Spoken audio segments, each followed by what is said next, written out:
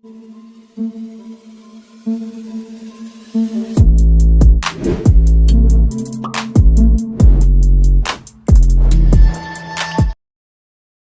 दोस्तों, scary story official में आप सबका स्वागत है। आज की कहानी की तरफ बढ़ने से पहले चैनल को सब्सक्राइब कर लीजिए और अगर कहानी अच्छी लगती है तो प्लीज़ लाइक एंड कमेंट करना मत भूलिएगा। दोस्तों, आज की कहानी एक ऐसे गांव की है जहां पर लोग मानते हैं कि एक मंदिर है जो भूतिया है। क्या आप लोगों को भी लगता है कि कोई मंदिर भूतिया भी हो सकता है? पर इस कहानी में आपको पता चलेगा, हाँ, सच में हो सकता है। तो देर नहीं करेंगे, अब कहानी की तरफ बढ़ेंगे। कहानी है एक ऐसे गांव की जो कि उत्तर प्रदेश में है और वहाँ के लोग बताते हैं कि लगभग 30-35 साल पहले गांव में एक छोटा सा मंदिर हुआ करता था और वहाँ पर एक पुजारी थे, कैलाश जी। कैलाश बहुत ज़्यादा ज्ञान रखते थे और ये मानिए कि उन्हें इतना ज़्यादा नॉलेज था कि वो दूर से देख करके ही लोगों को बता देते थे कि आज वो किस मकसद से मंदिर में आया है।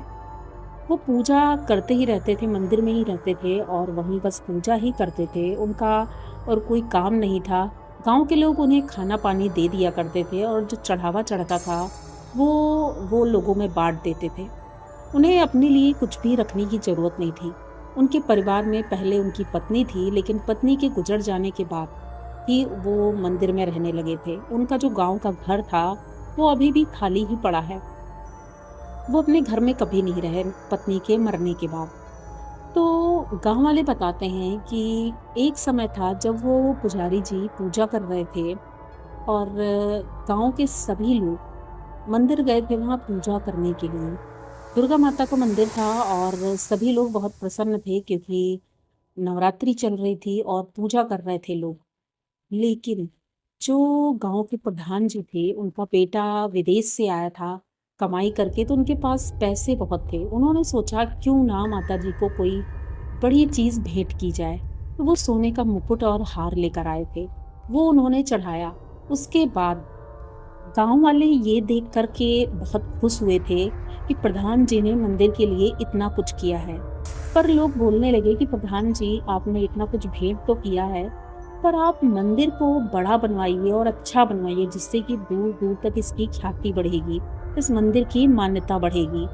तो प्रधान जी कहने लगे कि ठीक है, देखो आगे चलकर कोशिश करेंगे कि इस मंदिर को बड़ा कर देते हैं। पुजारी जी उन्हें धन्यवाद देते हैं। उसके बाद सभी लोग पूजा अर्चना करने लगते हैं और पूजा अर्चना हो जाती है। शाम का लगभग 7-8 बज चुका था, आरती खत्म हो गई थी, सभी लोग अपने अपने घर चले गए थे। तो वहीं मंदिर का एक छोटा सा कमरा था जहाँ पर पुजारी जी सारा सामान, क्योंकि मंदिर तो ताला नहीं लगता था, कुंडी ही लगती थी, इसीलिए उनका मुकुट और हार वगैरह पंडित जी उतार करके अंदर कमरे में रख देते थे, क्योंकि क्या भरोसा कोई चोरी कर ले जाए। लेकिन होनी को क्या था ये तो भगवान ही जानता है। उसी रात मंदिर में कुछ चोर आते हैं। पता नहीं उन्हें कैसे पता चल गया था कि मंदिर में सोना है और वो पुजारी जी के कमरे का दरवाज़ा खटखटाते हैं। पुजारी जी ने सोचा कि गांव का ही कोई होगा। वो दरवाज़ा खुद जैसे ही खोलते हैं तो 4-5 लोग थे, वो पुजारी जी को मारना शुरू कर देते हैं और उन्हें मारते मारते इतना मारते हैं कि उनकी वहीं जान निकल जाती है। और वो चोर माता रानी का मुकुट और हार वगैरह सब चुरा कर भाग जाते हैं।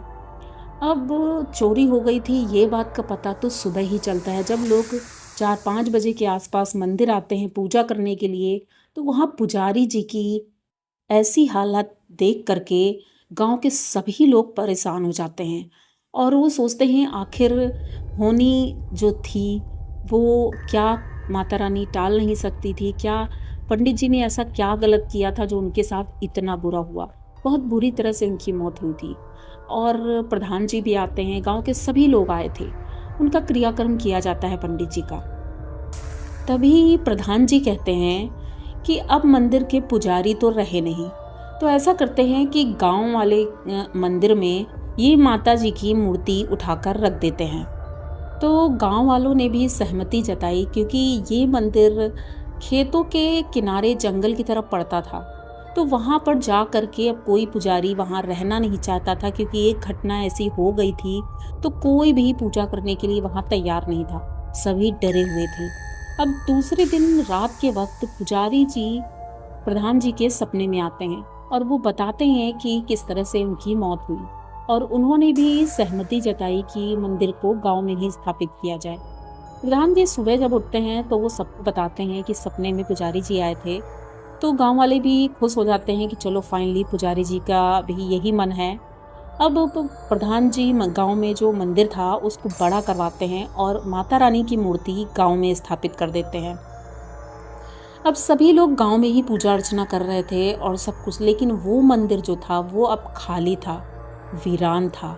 वहाँ पर ना ही कोई मूर्ति थी, ना ही कोई पूजा अर्चना, बस वो कमरा भी बगल में ही था, वो खाली पड़ा हुआ था।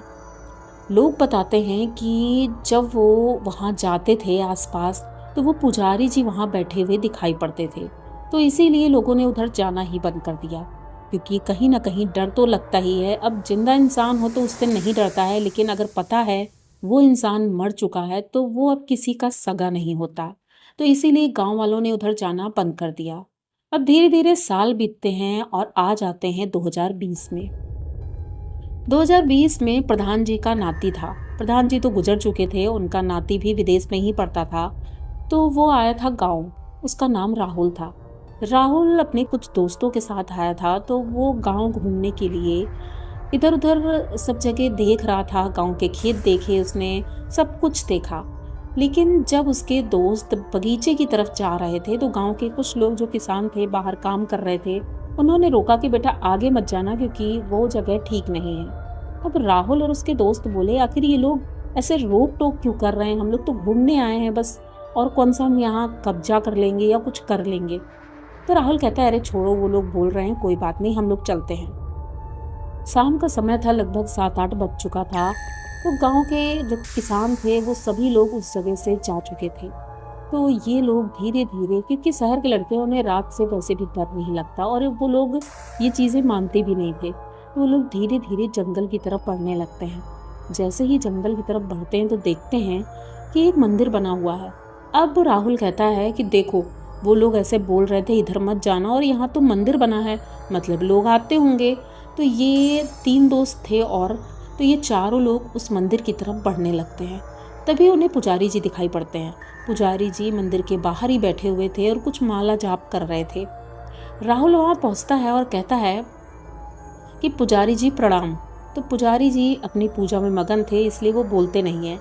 तो राहुल कहता है कि पुजारी जी, लोग कहते हैं कि यहाँ पर जाना नहीं चाहिए क्योंकि ये जगह ठीक नहीं है, आपको क्या लगता है? आप तो सब जानते होंगे, क्या ये भूत प्रेत और ये आत्माएं ये सब चीज़ें होती हैं? तब पुजारी जी की आंखें खुलती हैं। जैसे ही वो आंखें खोलते हैं, राहुल देख करके उसकी चीख निकल जाती है, क्योंकि उनकी आंखें एकदम सफ़ेद थी और चेहरा अब धीरे धीरे बदल रहा था।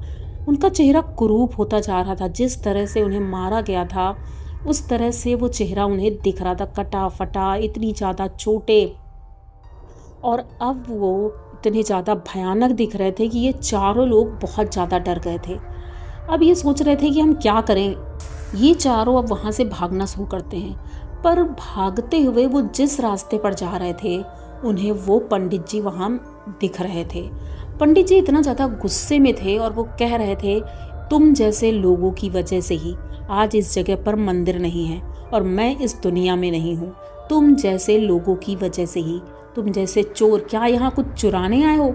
राहुल कान पकड़कर बैठ जाता है और कहता है, नहीं पंडित जी, हम यहाँ कुछ चुराने नहीं आए हैं, हम तो सिर्फ घूमने आए थे। अब ये इतना ज़्यादा डर चुका था, इसे समझ ही नहीं आ रहा था कि ये क्या कर रहा है, पर वो जंगल से बाहर आ ही नहीं पा रहे थे। सुबह हो जाती है, गांव के लोग सभी लोग परेशान थे कि आखिर प्रधान जी का पोता गया कहाँ। अब सब जगह ढूंढा जाता है, लेकिन कोई भी मंदिर के पास नहीं जा रहा था। रात के लगभग 3 बजे इन लोगों ने बताया कि 3 बजे के आसपास राहुल और ये लोग अब इतना थक चुके थे कि मंदिर के पास वो जो कमरा बना था, ये लोग उसी कमरे की तरफ बढ़ने लगते हैं और सोचते हैं कि चलो अब रात यहीं गुजारते हैं, अब जो भी होगा देखा जाएगा। डर तो इतना था कि हाथ पैर थर थर काँप रहे थे, सर्दी के मौसम में भी पसीने छूट गए थे। ये लोग कमरे के अंदर दाखिल होते हैं। जैसे ही कमरे के अंदर जाते हैं, उन्हें कोने में पंडित जी बैठे हुए दिखाई देते हैं। अब वो इतनी ज़ोर ज़ोर से हंस रहे थे और कह रहे थे कि तुम लोग यहाँ से बाहर जा ही नहीं सकते हो। अब ये इतना ज़्यादा डरे थे, घर से बाहर भागने की कोशिश करते हैं, लेकिन दरवाज़ा बंद हो जाता है। पंडित जी अब उन्हें इतना ज़्यादा मारते हैं, उठा उठा कर पटकते हैं, इतना ज़्यादा मारते हैं कि उनके बहुत ज़्यादा चोटें आ गई थी, चारों के चारों। उनके पास अब इतनी शक्तियाँ थी पंडित जी के पास कि कहते हैं कि शायद वो ब्रह्म राक्षस बन गए थे। और ब्रह्म राक्षस के पास बहुत शक्तियाँ होती हैं, उसे तो उस जगह से कोई हटा ही नहीं सकता है। और जो लोग उसे छेड़ता है तो उसका तो वो बहुत बुरा हाल करता है। लेकिन इन लड़कों ने उसे छेड़ा नहीं था, लेकिन हाँ, गांव वालों की बात नहीं मानी थी। वो लोग वहाँ पहुँच गए थे। उनकी ये भी गलती थी कि वो जूते पहनकर मंदिर के अंदर गए थे, और पुजारी जी को ये कतई पसंद नहीं था कि जूते पहनकर मंदिर में कोई आए। भले ही उसमें मूर्ति नहीं थी, लेकिन पुजारी जी तो आज भी उसी समय में जी रहे थे जो वो उस टाइम पर थे। उन्हें तो वही लग रहा था कि वो पुजारी हैं। अब वो लड़के मार खाकर इतना ज़्यादा बेहोश हो गए थे वहाँ पर कि उन्हें होश ही नहीं आ रहा था। चारों के चारों उसी कमरे में सुबह जब गांव के लोग गए तो वहाँ पर बेहोश मिले। उन्हें बाहर निकाला जाता है और गांव में जब लेकर आते हैं तब वो होश में आते हैं। उसके बाद उन्होंने पूरी कहानी बताई। अब गांव के लोग कहते हैं कि उन्हें गुस्सा आ गया है, उनके गुस्से को शांत करना होगा। अगर हम गुस्से को शांत नहीं करेंगे तो वो हमारे गांव में विनाश ही लाएंगे। तो गांव के एक पंडित जी थे, उन्हें बुलाया जाता है। पंडित जी कहते हैं वो ब्रह्म राक्षस है, ब्रह्म राक्षस को ऐसे खुश नहीं कर सकते हैं, उनकी पूजा अर्चना करनी होगी, उनको वहाँ स्थान देना होगा और वहाँ पर कोई इस तरह से नहीं जाएगा जिस तरह से ये लड़के गए थे, जूते चप्पल पहनकर उस मंदिर में प्रवेश करना। तो पंडित जी वहाँ पर एक पेड़ लगवाते हैं पीपल का। उसके बाद वहाँ पर पूजा अर्चना शुरू करते हैं और पंडित जी जो वो पहले वाले थे कैलाश जी, उनको उस पेड़ पर स्थान देते हैं। और जब ये लड़के चारों जाते हैं तो इनसे ये लोग कहते हैं कि तुम लोग क्षमा याचना करो, वो माफ़ कर देंगे क्योंकि वो इतने निर्दयी नहीं थे। तो ऐसा ही होता है, ये लड़के चारों जाते हैं, पूजा अर्चना करते हैं और उनसे क्षमा मांगते हैं। शायद उन्होंने क्षमा कर दिया था, तभी इन लोगों के साथ ऐसा कुछ भी नहीं हुआ। लेकिन गांव के लोग बताते हैं आज भी उस पीपल के पेड़ के आसपास वो ब्रह्म राक्षस रहता है, यानी कि वो पुजारी जी। वो इतने ज्ञानी थे, उन्हें इतना ज्ञान था कि दुनिया का कह सकते हैं कि कोई ब्राह्मण इस तरह से नहीं होगा।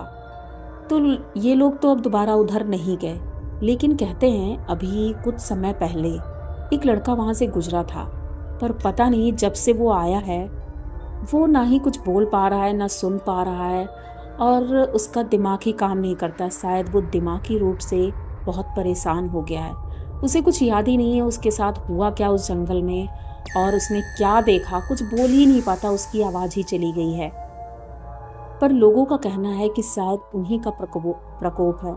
इन्होंने कुछ गलती वहाँ पर की होगी जिस वजह से वो इन्हें परेशान कर रहे हैं। गांव में अभी भी उस चीज़ का डर है, गांव के लोग कभी भी नहीं जाते हैं उस मंदिर में। तो आप लोगों को क्या लगता है कि क्या सच में ऐसा कुछ हो सकता है? अगर ऐसा कुछ है भी तो जिसके साथ ऐसा कुछ हुआ है तो प्लीज़ हमें बताइएगा।